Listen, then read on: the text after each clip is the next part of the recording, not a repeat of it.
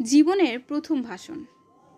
আমার মনে আছে তখন আমাদের বিদায়ের পালা চলছে, অর্থাৎ এসএসসির বিদায় অনুষ্ঠানে ভাষণ দিব এমনটা ইচ্ছা জাগলো।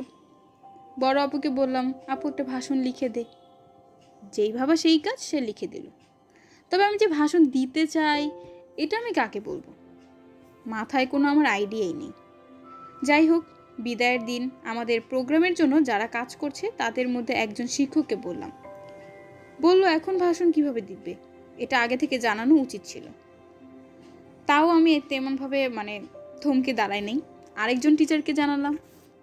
উনি আমার লেখা দেখে মহা খুশি, অনুমতি দেয়। ভয় তো তখন আরও বেড়ে গেল, কিন্তু আনন্দও লাগছে। এই প্রথম স্টেজে অন্যরকম অনুভূতি, কখনো স্টেজে এভাবে দাঁড়ানো হয়নি।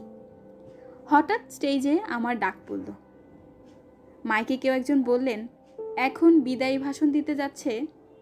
তারপর আমার নামটি বলল, সবাই হাততালি দিল।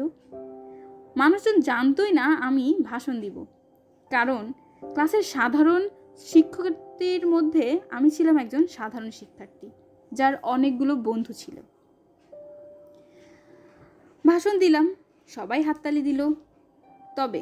তবে শেষে বললাম, জয় বাংলা, জয় বঙ্গবন্ধু, বাংলাদেশ চিরজীবী হোক। এইটা বলার পর শুরু হলো তালির বৃষ্টি। সকলে এত তালি দিল বলার বাহিরে। তারপর আমার পাশে ছিল আমাদের চেয়ারম্যান স্যার সহ সামনে প্রায় 1400 মানুষের মতো। সবাই খুশি হয়েছে, যেহেতু চেয়ারম্যান স্যার এবং অন্যান্য বড় বড় ব্যক্তিগণ সকলে ছিল আমাদের সরকার দলীয় লোক, তারাও খুব খুশি হয়েছে। আমার খুবই ভালো লেগেছিল ওই দিন। নিজেই প্রথম ভাষণ দেই এবং নিজের প্রথম ভাষণ, যার আবার সবাই খুশি হয়। আমার ক্লাস টিচারও আমাকে অনেক আদর করে ওই দিন। আমার মনে আছে আমার ক্লাস টিচার আমার গালটুকু টেনে বলেছিল, বাহ, খুব ভালো হয়েছে, প্রাউড অফ ইউ। ধন্যবাদ।